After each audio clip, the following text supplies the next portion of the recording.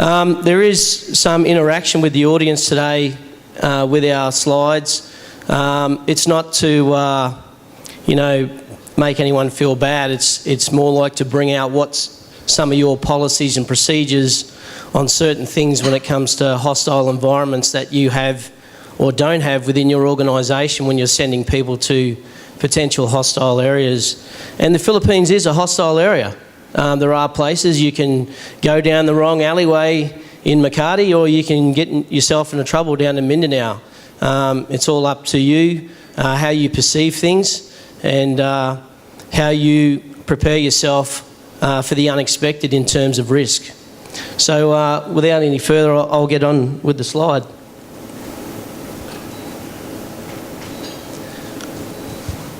Okay, I'll cover off on the emergency exits because Richard failed to do that. But emergency exits where you came in, and there's also one over to your left and your right as well. And if something does happen, any alarms go off, just follow the directions of the hotel staff here. Evacuation procedure, again, follow the hotel staff. I'm sure they have muster points outside and that we need to go to. Toilets and facilities are outside. Mobile phones, I know everyone loves their mobile phones. If you could put them on silent, or if you do have to make a call, please be courteous and go outside and make your call. Any questions on the evacuation procedure? No? Excellent. Okay, a little bit about myself. My name's Troy Lockyer. I did 19 years in the military, including time in the Australian SASR or Special Forces. I've done deployments to Somalia in 1993 and 94, 2 trips to East Timor, Solomon Islands, and Afghanistan in 2001 and Iraq in 2003. After leaving the Army, I started consulting in 2004 up in West Papua for Freeport Gold Mine as a security manager. And then I was running close protection teams in Karachi and Pakistan for about 12 months. Worked in the Middle East as well and did a fair bit of work in Papua New Guinea, but predominantly our backyard is Southeast Asia, and that's where we want to stay. Started Lockforce in 2006, and in 2008 I promoted myself to Managing Director because it was just me. And then we started the company over here in 2011 in the Philippines, where now we have a total staff of 9, and myself and Matt and some of the other staff from Australia come in and out as required. Matt Brown, 29 years military experience, including time in the Australian SAS, Special Forces.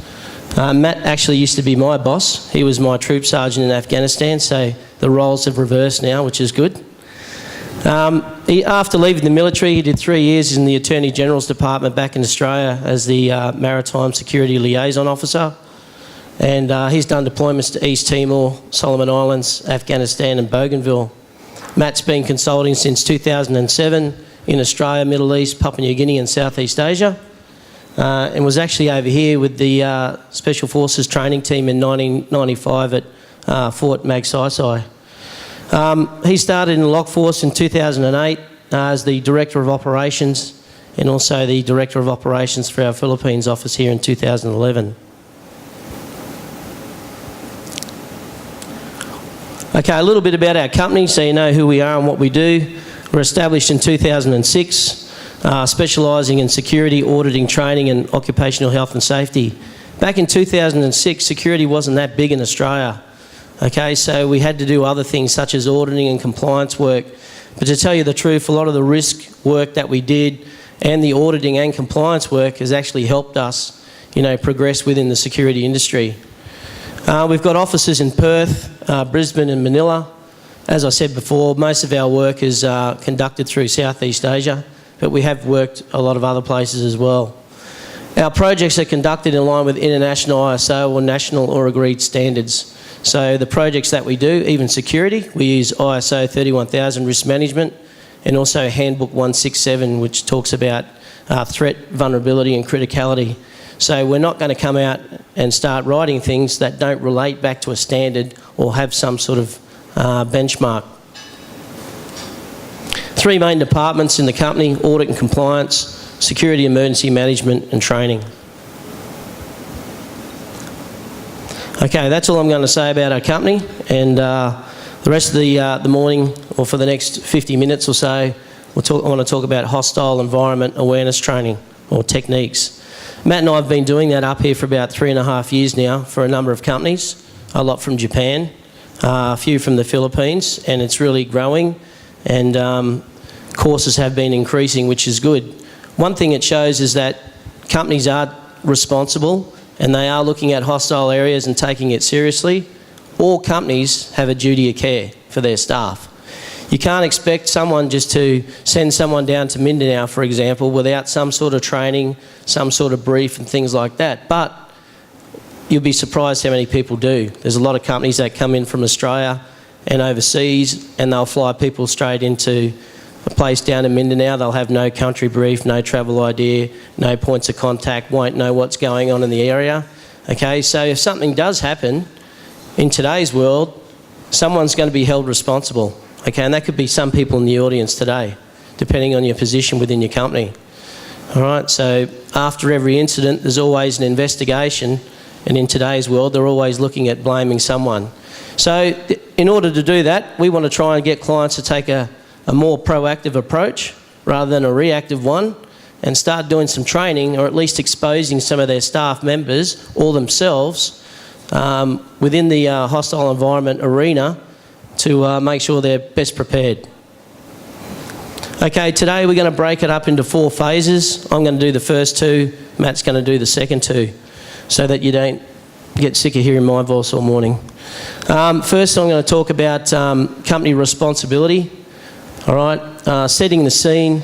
Matt will then talk about Kidnap and Ransom. We've got a few videos in that, and also training and education. Okay, phase 1, company responsibility. All right, an increasingly hostile global environment. Employers have to take responsibility to ensure responsible steps are taken to mitigate risks faced by employees and contractors when on business-related travel. Also, it's their responsibility includes welfare, safety and security of their staff and staff members. If these processes are in place, then all the staff at all levels can be held accountable. Okay, I suppose the question here in terms of responsibility is, do you know who and what you are responsible for? A lot of people will say they do, but a lot of people will start a job, they won't be given a job description, and they won't be told who or what they're accountable for, which creates problems.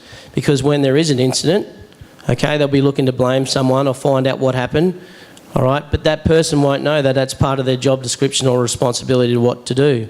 So you should be accountable. You should ask, am I responsible for sending this person down to Zamboanga? And have I done what I've needed to do to make him best prepared before he goes down there on that trip? Okay, some of the responsibilities may include reporting an emergency or crisis, activating the emergency plan or crisis plan, establish communications, alerting staff, ordering of evacuations, confirming evacuation is complete, liaising with key people, could be local authorities or even regulators, alerting the outer population of possible risks of what's happening, requesting external aid, coordinating activities for various groups, advising relatives of casualties, contacting, coordinating and dealing with medical aid, ensuring any emergency shut-offs are done, sounding the all clear, post-incident and investigation, advising media, and obviously the last one's lessons learnt, all the lessons that we've learnt from that. Okay, it might sound like a lot, but that's a rough process of what everyone will go through, okay, when there's post-incident, if an incident occurs during. So you need to understand or ask your company what the process is for these things. Okay, an example here would be overseas travel. Say you send a staff member as responsible for the company 24 hours a day whilst on task on behalf of the company. This includes travel to and from site or the place that you're going to, where you're staying, accommodation, official duty, leisure and activities. It's important to risk assess every element of the employee's time whilst on overseas deployment and make them aware of hazards they may encounter in addition to the workplace and any other restrictions. I'll give you an example. We had a client, they sent a contractor over to Thailand. He got in on a Friday night. He's supposed to report to the office on Monday. Friday night, he stayed in the hotel. Saturday night, he went out, had a few drinks. Okay, Monday, he failed to report for work. So they thought, oh, maybe he's missed his flight. Okay, we'll just wait till Tuesday. Tuesday, his wife called the company and said, I haven't heard from my husband since he left. Do you know where he is? And pretty embarrassing for the company, they said no. So the company started ringing the police stations and the hospitals, and turns out that he went out on the Saturday night, had a few drinks, and his drink was spiked, okay, with drugs, and he ended up in the hospital getting his stomach pumped. They didn't know where he was from, what company he was reporting to, but obviously quite embarrassing for the company. All right, little bit of reputational damage there, and obviously getting calls from someone's wife saying, where's my husband, and you can't give them an answer is also something that is not a good thing to do if you have to say, I don't know. So something small like that, even though it's after hours, these things happen, so you need to be best prepared, or at least tell the traveller where he should and shouldn't be going. Okay, some of the risks and threats that you may encounter on your overseas trips. Environmental, obviously earthquakes, tsunamis, flood, landslide, typhoons, urban, rural or wildlife. Okay, in terms of terrorism, you've got bombings, shootings, hijacking, siege, and obviously kidnap and ransom. Criminal, carjackings, robbery, assaults, shootings, muggings, drug-related, and general crime. Political and cultural, okay, police and civil unrest, coup d'etats, conflicts, war, corruption, and religion. All right, and they can apply to a lot of countries, and also even here in the Philippines there's a lot on there. Okay, suggested processes for this. Identify country of destination, surrounding countries, and transit route. So identify what country you're going to, what other countries it may be next to, and what route you're going to take to and from that country, how you're going to get your people in and out. Workshop a process in which a company can demonstrate a duty of care. So if that means 5 days or 6 days or a week or whatever it may be before that person travels, sit down, workshop what you need to take, what could happen, what are the risks associated with my travel, how can I best prepare? Do I call you? Do I text you? Do I need to buy a local SIM card? Do I need a satellite phone? Where's the nearest hospital? Do they have an embassy or a consulate? Okay, there's a number of things that you need to consider. It doesn't take too long, all right, but it's a very important step before you send people away. Conduct a detailed security risk assessment if applicable. Update, implement, and review policies and procedures. Okay, it might only be a few pages that you need to write, okay, but you've taken the time, you've identified some of the security risks, you've given him report lines or what days to report, you've given him means of communications. So by doing that, you're making that person accountable to you, making sure that when they do arrive, you know that they've arrived and they know that they're accountable. Identify shortfalls and oversights. Exercise your plan and process regularly. Educate your staff with relevant training related to the threat and risks in that country. And I suppose that we'll get on to later in our lesson, is that obviously the #1 kidnapping spot in Southeast Asia is the Philippines, hence today talking about hostile environment, but also kidnap and ransom. Okay, training must be relevant to the risks and threats within the country or the destination that you're travelling to. There's no use giving risk training on, kidnap and ransom if you're going to go to Australia for a holiday. Okay, it's not relevant there. All right, so anything that you identify, make sure it's relevant to where you're going and what you're doing. Have staff acknowledge this training in a formal manner, whether it's on email or they've signed a training attendance form, whatever it may be. It just means that they've read the training or read the risk assessment, you've gone through a workshop, they understand the process, and then they're going to comply and conform to what you need them to do. Okay, employee training. The assumption that the employee will know what to do in an emergency situation is toying with danger. All right? Doesn't work like that. No matter how many times that person's travelled overseas to a particular place, some things can still go wrong. Anyone experienced anything like that? Travel to a country numerous times, they might be going on the 5th, 10th, 12th trip and something happens. No one? I mean, everyone's been ripped off by a taxi driver somewhere in the world. The global situation is changing rapidly. Security awareness is more of a necessity than before. True, right? The security industry has grown a lot. And coming from Australia when we started in 2006, it wasn't real big. As soon as something happens, or they think something's going to happen, okay, it starts to get this big energy and surge behind it. And it's actually grown a lot. But in saying that, coming from Australia, a lot of it was very reactive, not proactive. By travelling over to Southeast Asia, in my experience, even back in 2006, most countries in Southeast Asia were way ahead of Australia in terms of security and risk. Are way ahead, all right, and have developed over the years and refined things. Okay, the company's responsibilities don't stop during work hours whilst the employee is overseas, and it also may include their family. We have clients over here that have first time come over here and they bring their wife and kids, all right? Fortunately, most of those clients are proactive, okay? They want to know what they're expecting, where are the security risks, where they should live, what's the building security like, where's the schools, where's the best schools to go to, what happens if there's a natural disaster, how do I get my kids from school? All those questions are what people are asking now, which is good, opposed to just flying in, moving into a house and then sending you to school. There's a lot of other things too. A lot of people will get drivers. You know, you need to do your background check on the drivers to make sure they're okay. A lot of people leave stuff lying around the house to make sure that, you know, things that you don't need your maid or cleaner to see, put them away.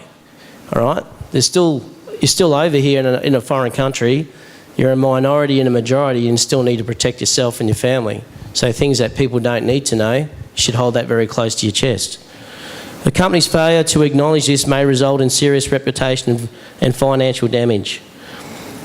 Obviously, on the video at the front there was some images there of Resort World, okay?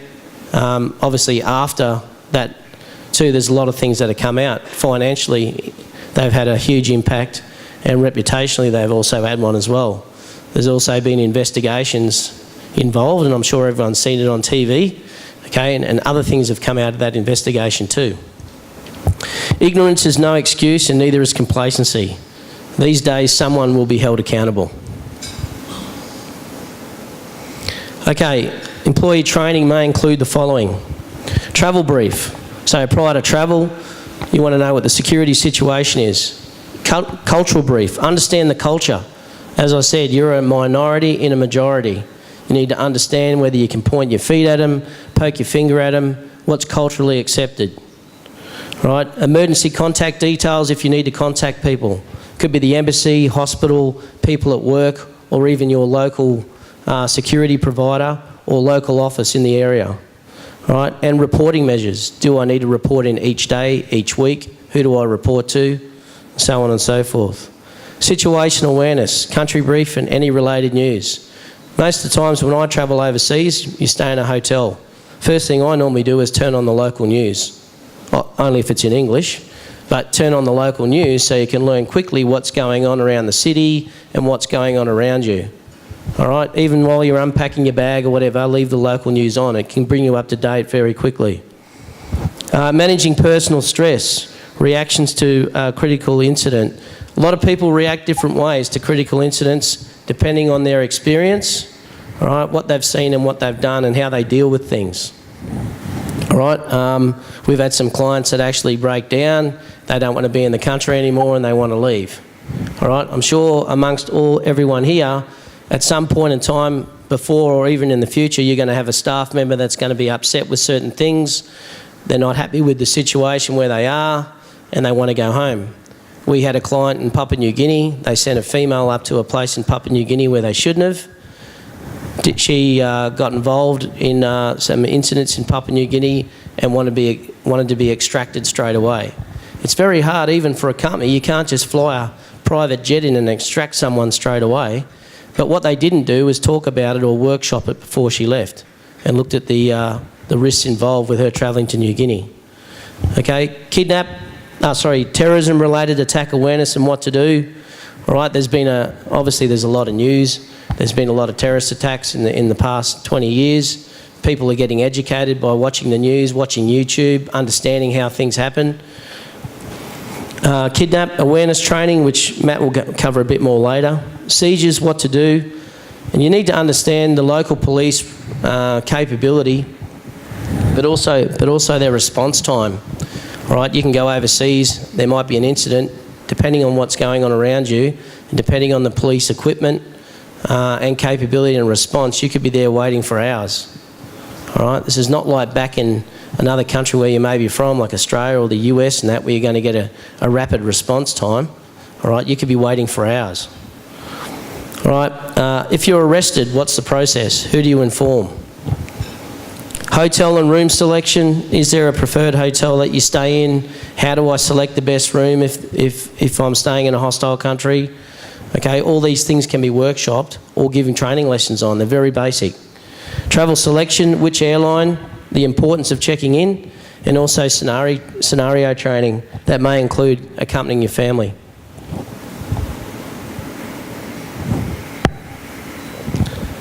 Okay, any questions on that at all?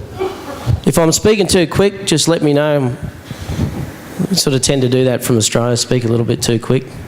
So, okay, we'll get on to the next phase then. Okay, setting the scene. All right, just for the ease of exercise today, let's just say that approximately 15% of the world is classed as high risk. All right? And if you want to Google this later on, you're welcome to. Approximately 60% of the world is classed as medium risk, and 25% of the world is classed as low risk. All right, pretty big numbers. Okay, but today we're going to focus on medium risk. Okay, large corporations have multiple offices all over the world. People also own local businesses in hostile countries.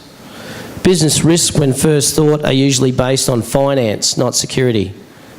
Okay, is the juice worth the squeeze? Does the reward outweigh the punishment? Is the cost worth the benefit?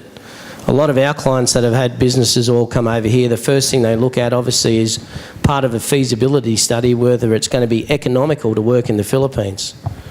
All right? If they're not coming here to waste money, they're coming over here to make money, employ local Filipinos, and so on and so forth. All right? Some of the other things that they don't look at, they need to look at, is the security risk involved when working in some of these countries. Companies also need to consider the risks and threats associated, and also the type of risks and threats in which their business and personnel will be exposed to. We've got quite a few Australian companies in the last 2 years that have moved over here. Some are doing projects out in Quezon City, some are doing projects down in Mindanao, and some are doing projects in northern Luzon. So each one of those places is different. They're going to be exposed to different things at different times. Okay, nearly all of them have families here as well. Right, something to consider. If we operate in a known hostile environments, how do we best prepare as a company providing a duty of care for our personnel? All right, what does your company do? So that's something to consider, whether you own your own business or you're in an organisation now. If they're going to send you to a hostile environment, what does that company do for you? And if they don't do anything, are you going to ask them, what will you do for me? Where am I going? What am I going to be exposed to? Should I take my family? Where should I stay? Okay, this is just a picture of a global map here. Obviously I've got, where are your offices, projects and staff. The darker red, okay, the more high risk area. The lighter the tone, okay, the more low level. So you can have a look on the map. I mean, the Philippines is classed as dark. You can't see my pointer up there, but Philippines is classed as dark area, okay? But have a look at all the other places too. There's a lot of big organisations, all right? And they have a lot of offices and projects everywhere. So some are low risk, medium and high risk. You've just got to take the appropriate steps to make sure that you give your staff that you're standing there, all right, the appropriate brief and things like that so that we can be best prepared. Okay, these are the current conflicts happening now this year in 2017. Okay, not all these conflicts are beamed into your TVs at night either. Okay, you don't hear about some of these on TV. Syria, obviously a disastrous year and already horrific conflict that still continues in Syria. Sudan and South Sudan, civil war since 2013. Okay, that place is still quite a mess. Myanmar, obviously people would have seen that with the genocide on there at the moment. Okay, I think there's like 370,000 people that have crossed the border so far in the last couple of weeks. Congo, President Kabila's willingness to step down. Okay, he's not going to step down, and there's going to be issues over there. Yemen, still ongoing conflict with the Saudis on the border. South China Sea, still political unrest, which continues. North Korea, threats of nuclear bombs. Afghanistan War on Terror campaign continues. I mean, that's been going since 2001. And they're sending, well, more troops and more resources this year than they did in the last few years. India, they've got a heightened terror threat by Pakistan-based militant groups on their border. And Mexico is ongoing drug wars, and that's been going for many years. So some of these things you don't hear on the news, but a lot of companies will send people to these areas or look at starting projects in those areas as well.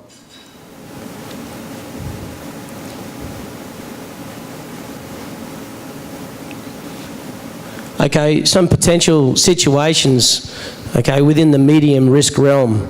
Bombings and explosions, assassinations, active shootings, kidnap and ransom, natural disasters, political and civil unrest. Medical emergencies, drug crimes, hostile roadblocks, cyber risks, immigration issues, and also response to media. Okay, here's a question. What do you consider a hostile environment? If I went around the room and asked everyone in the room, I'd probably never get the same answer. Okay? It all depends on your life experience, your perception, being a local in that country, or a desensitised expatriate. I'm going to use that word because there's a lot of expatriates that, let's just say the Philippines as an example, a lot of expatriates live over here. They've lived here for a long time. If you ask them, would you do what you're doing now 10 years ago when you moved over, they would say no. So that's what I mean by becoming desensitised. They become a little bit complacent, all right? I actually don't mind flying back to Australia and coming back over here because it allows me to it keeps me grounded. It allows me that I'm going back to the Philippines. I need to be aware of these local areas, these risks and these threats. I feel that if you live here for a long time, okay, a lot of people in this position, they forget what the real risks and threats are to them. All right, and they expose themselves when they wouldn't normally do it. And also, based on your experience, whether you're a local, travel a lot, what you used to do as a previous employer or employment, okay, it's how you perceive risk itself. Everyone's different. Okay, what is considered a hostile environment? An environment that has a combination of political instability, corruption and exposure to high levels of crime, high unemployment and poverty, which may or may not include acts of terrorism or kidnapping. Okay, scenario. You're a senior manager responsible for security in an organisation. Who's a security manager here today or responsible for security? Put your hand up. 1, 2, okay. It's got to be more than that. Okay, you're responsible for the deployment of company personnel to various locations, both nationally and internationally. You are responsible for these people during their deployment. You also have a duty of care for these people. You and other senior management also travel to these locations. A lot of senior management or CEOs will fly to some of their project sites either at the start or just at the commencement of a project. All right? I suppose in terms of group discussion is how can your company best prepare when working in a hostile environment for a potential kidnapping of a staff member? So all those guys, or people that put their hand up that are responsible for sending people away, what do you currently have, or what do you go through to make sure that your staff member is best prepared? Anyone? We're going to open it up to the floor. What's the first thing that you can do? Sorry? Yep, travel safe plan's a good one. All right, what about a risk assessment? Yep, anything else?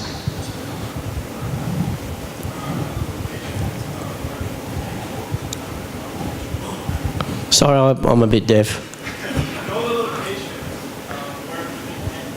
Yep, it's like safe locations, embassies, hospitals, things like that. A lot of that information would be in your travel safe plan. Yep, anything else? There's a heap more. There's journey management plans, there's risk assessments, there's country briefs. Okay, you're looking at the hospitals. What about an evacuation plan? A lot of people look at going into the country, but if there's a natural disaster, typhoon, tsunami, earthquake, what about getting them out just as quick? How are you going to do that? Who are you going to engage to do that? Who are your trusted local suppliers to help you do that? Okay, so there's a lot of information that you need to think about just before sending people away. What's your company policy on that? Should be a one-page document telling us what your company does in terms of looking after your people from a security perspective. Okay, any questions at all?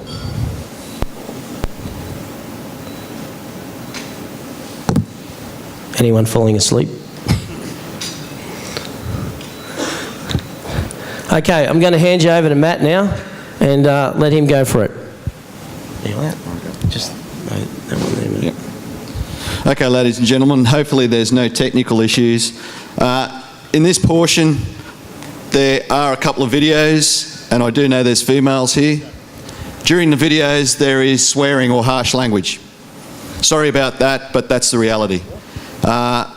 When you're in a kidnap or ransom situation, people are not going to be nice to you. So please excuse the harsh language, but they are in the videos. Okay, kidnap and ransom techniques. The big thing with kidnap and ransom is that firstly, we need to understand what the definition of kidnap and ransom is. And like Troy said, if I walked around the room today and asked each individual what they thought the definition was, I would get a different response from everybody. And it's important that we understand the response. Everyone can read. I'm not going to go into the exact text there. But the important points are unlawfully seizing, confining somebody. Most times when you're kidnapped, you'll get initially kidnapped at a location and then move to another location and potentially a more secure location. And the secure location is the location that the threat organisation or group feels comfortable in. Okay? It also mentions that the person is detained, and the reason they're detained is to extort ransom or money, to gain a reward, to highlight or indicate a particular issue, or again, to indicate a particular point of view against governments.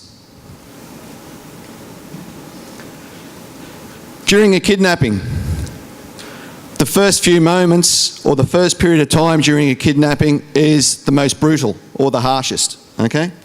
And again, I'm not going to read the text there, but the reason that people are brutal during the first few stages of a kidnapping is firstly to exert that they have all the power and you have nothing. You mean nothing. The other reason is that they want to maintain a term called shock of capture. The longer we maintain somebody in shock of capture, the more willing they will do what we want them to do. However, for us, if we're captured, the main aim for us is to get out of shock of capture as soon as we can. That allows us then to develop sound planning. That is why training in hostile environment and the processes of a hostile environment are critical. the more exposure people get to training, then the effects on that person, they'll still go through shock or capture, but the effects are degraded each time they go through that sort of training. Therefore, they can get out of shock or capture quicker, and therefore they can develop a more secure and a better plan for survival.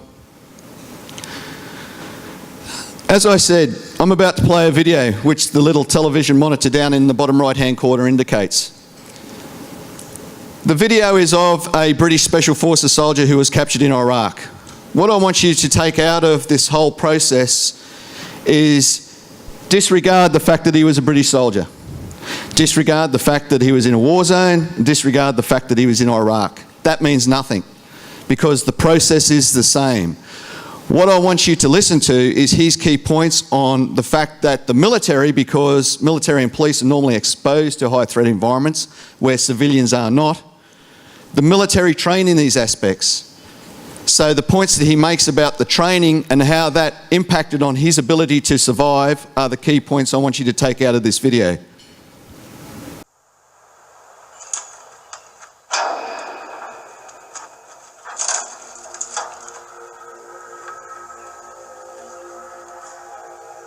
When I was in Iraq, we were trying to operate covertly on a mission, and we were compromised. Captured, taken in, stripped, naked, beaten, blindfolded, mock executions, and they attempted to take us away to execute us. Fortunately, we were rescued at the 11th hour. And I guess had I not been subjected to at least some of those pressures on selection, probably wouldn't have reacted as well as I think I did in that situation.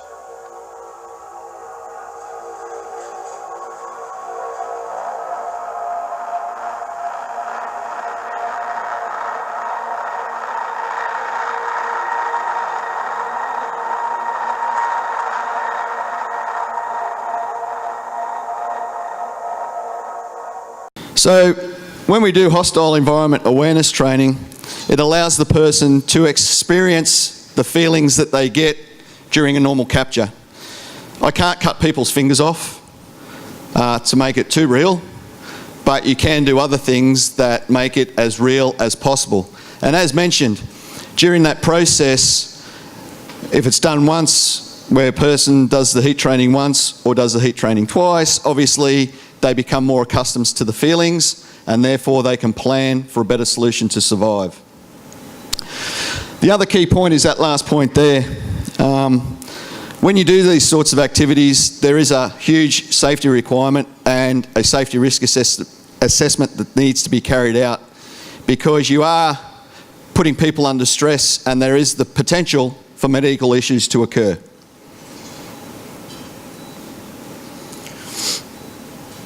Okay, capture. There are a number of different ways we can be captured, and obviously you can read the text. I'm not going to go through all of it.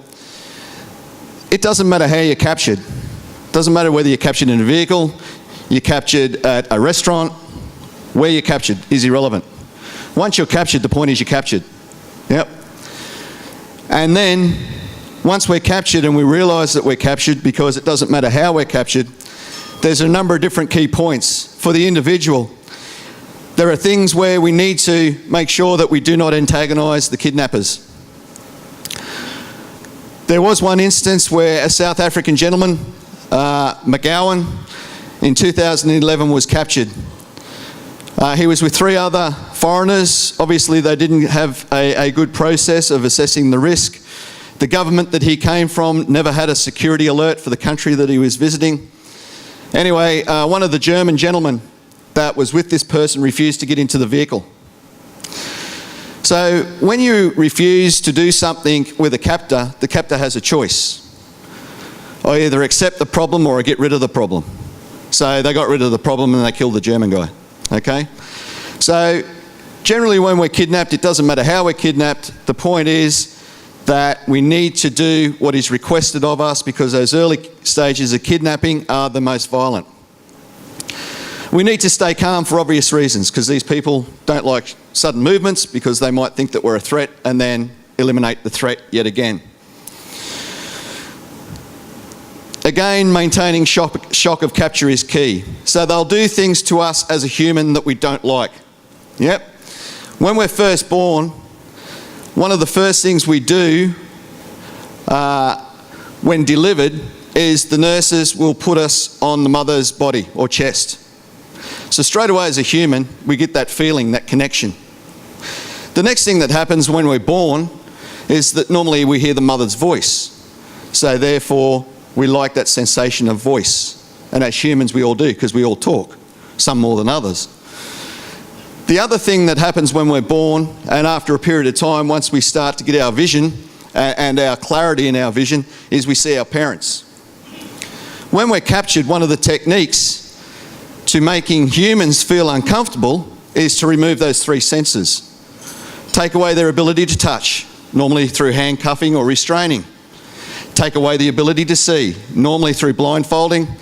Take away the ability to hear, normally through earmuffs or some form of hearing device. Straight away, those three sensations that we get when we're born are now taken away from us.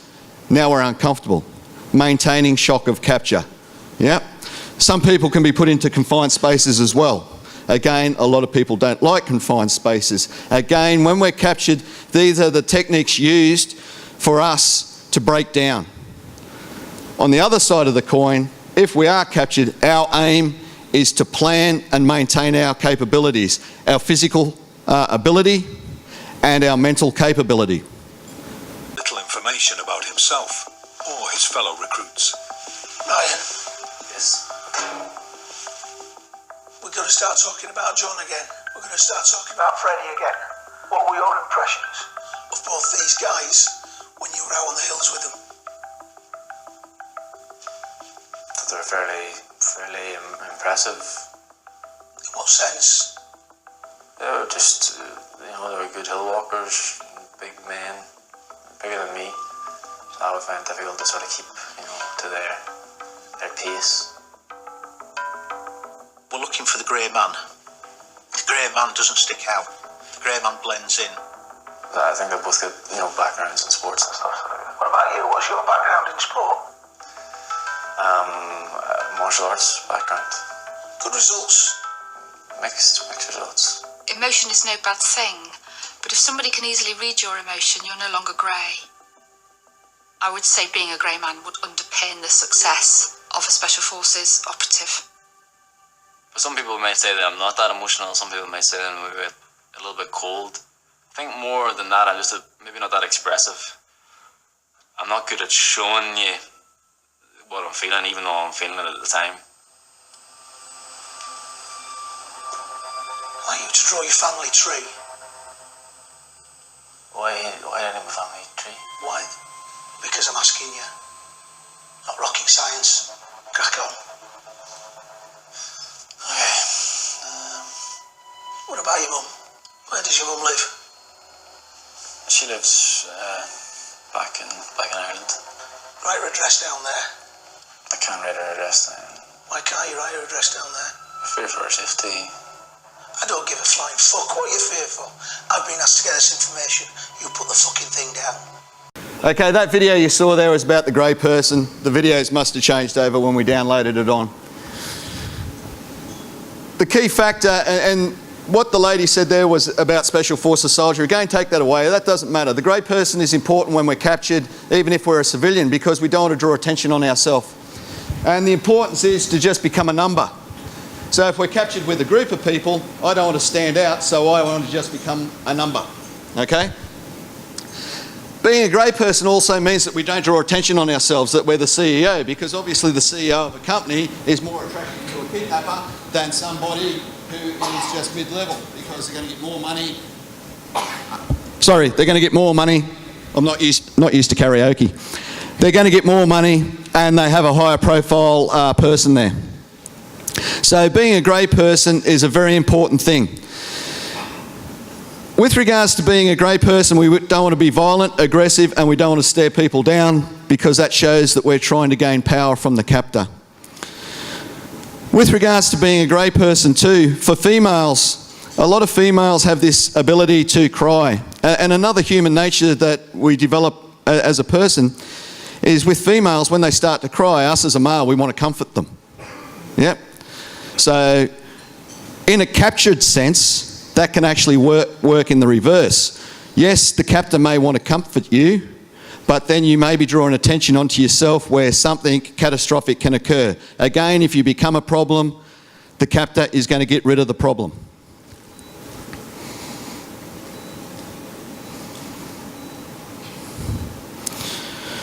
Okay, gaining sympathy is key.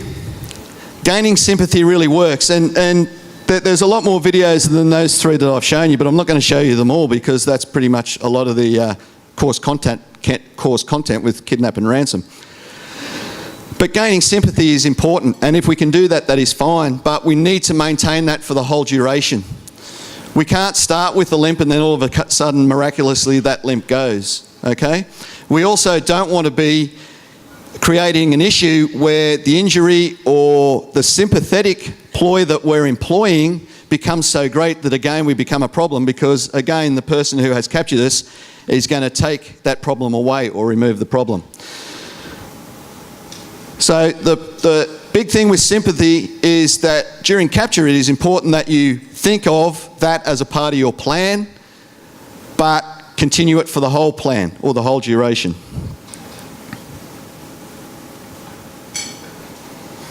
Long durations, the normal saying in Western culture, and I don't know if you have it as well in the Filipino culture, is plan for the worst and hope for the best. The days of captures for a week or 2 weeks are pretty much long gone. Yep, most captures last a long period of time. Normally those who are a short duration are criminal elements who just want money.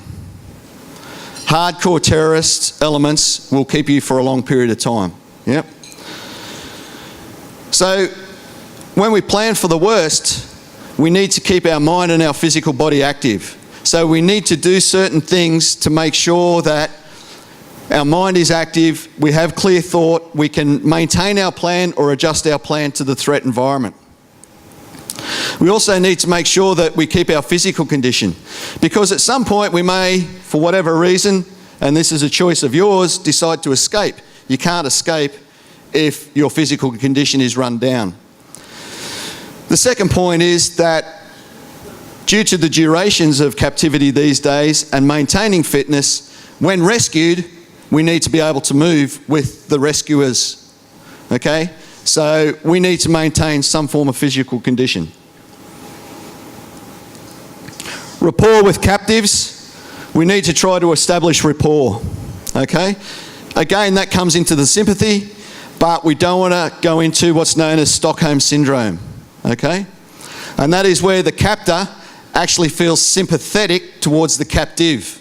Yep, Stockholm Syndrome is not a good thing, and it does occur, and there have been recorded incidents where people of the opposite sex, one being a captor and one being a captive, have actually had relationships. Okay, that is how serious Stockholm Syndrome can be. Yep. As you can see there, that's some of the training. The video is different, and what you see is that they have a hood or a pillowcase over the person and backed up with eye protection. We don't do that because that's a safety thing. You can see by people's expressions whether people are starting to go under a stressful situation or they're about to lose control. And that is the point where you need to remove them from the activity. If you put a hood over their head during training, that will not be available to you. Escape or not to escape with regards to being captive, that is a decision that only you can make. I can't sit here and say to you, yes, you should escape, no, you should not escape. When we do this sort of activity, a lot of people ask for that black and white answer. It's impossible to give, because it depends on the threat element. It depends on the time. Do you feel like you're getting to a point where they are going from practice killings, where they take you out and practice to kill you, moving into a stage where they're actually going to do it. So time depends on the location. Am I in a location where I can escape and move to a safe place? Most of us, if they move us 2 or 3 times, will be in an area we don't know about. Yep. So threat element, time, location, and the circumstances. But if you choose to escape, you need to be aware of the consequences of your actions. You might escape to a village or to a local area where there are sympathisers and they just hand you back. So when you're developing your plan, understand your own personal risk. It's important to note that depending on the location you're in, most hostage situations do get resolved and the person either gets released or rescued, okay? It's not always about the person being captured, being killed. Okay, so training and education. When we look at hostile environment awareness training, it's designed to inform management and employees of the hazards of particular countries and environments, okay? And Troy spoke about that. There's a lot of things that we can do as a company, as a security manager, as a CEO, as a CFO, whatever your position is, to make sure that our staff are protected in these environments. The big problem is people don't. A lot of people don't do a security risk assessment. They'll do a risk assessment that's aligned to safety in most cases. They miss critical elements. In a security risk assessment, you need to look at the threat. What is the threat? What is the threat capability? And what is the threat intent? Do they have the capability to do something, and do they have the intent to do it? The next component you need to look at is critical. What is critical to our operation or that person? Then we need to look at, okay, these elements are critical. The threat over here we understand. What is vulnerable? What is vulnerable with relation to the threat? So we look at threat, criticality and vulnerability, and that is the key components that a lot of security risk assessments these days miss out on, because a lot of them are based on safety. We need to understand what we potentially expect. Understanding our risk, threat, criticality and vulnerability allows us to put in strategies to mitigate those risks. We need to look at worst case options. Okay, a lot of people when they do a risk assessment want to reduce their risk rating down to low so that they can actually do the activity. You don't know how many risk assessments I've seen where there's 30 risks and they're all low. It's like, how do you get all low? We need to look at worst case scenarios as well, not just best case.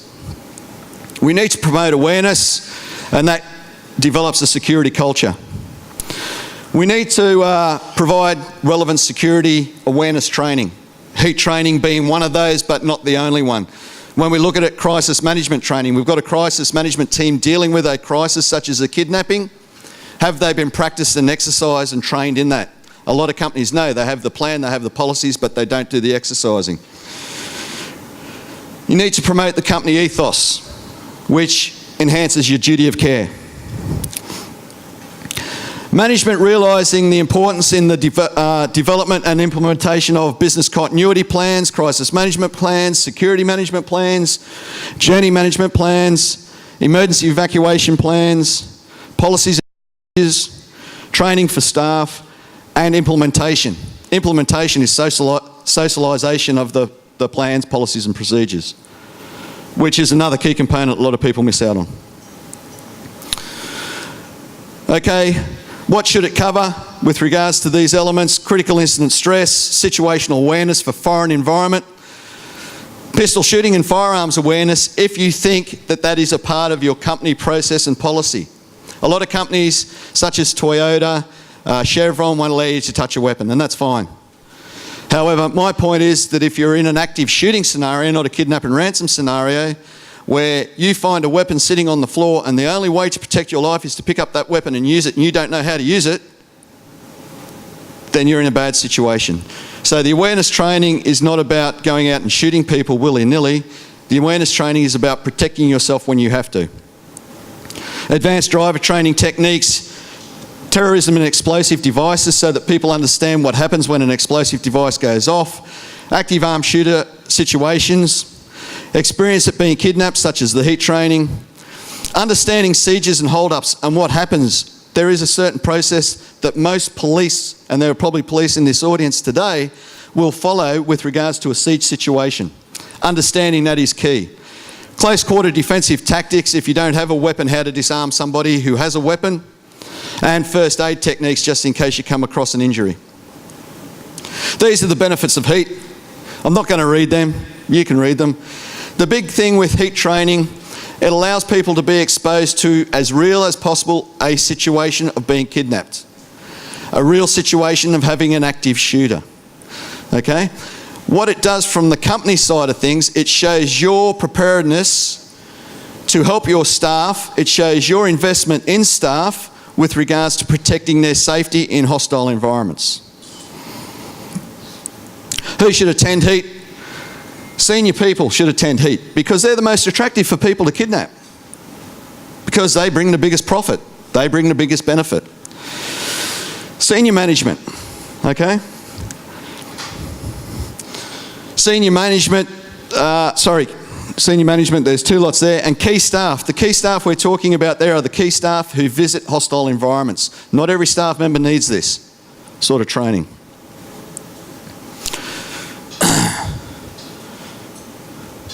These are some considerations of importance to those managers out there who may send staff to hostile environments. If one of your if one of your workers is kidnapped, seriously injured, or unaccounted for a period of time, what would you do? If it wasn't handled well by the company, would it be difficult to find the replacement staff member that you have just impacted upon? Would this have been negligence from an investigative point of view on the company's behalf and or the manager's behalf? The company may stipulate that you have to do certain things. If we don't do those as a manager, then we become negligent, not the company. What is the effect on reputation for all? And we saw with Resorts World, pretty catastrophic reputational damage to both companies and individuals, okay? Would you be held accountable? Potentially, yes. That's not just to regulators. That could be to shareholders within your company. That could be to the board. Are you going to be held responsible and accountable? Let's take the regulators out of this. Should the company be reactive or proactive? My view is all companies should be proactive, but the proactive stage starts at the initial risk assessment. What we've covered during this presentation talk has been about hostile environment, those phases there. I think the diagram on the right-hand side is pretty important. Results, yep. And the quotation down there is also important. When a stupid man is doing something he is ashamed of, he always declares it as his duty. And that comes back to the negligence side of things.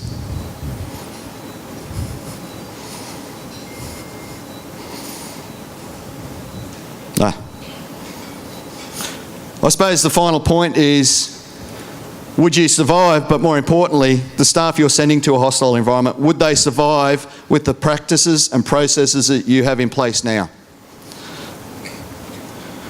Thank you.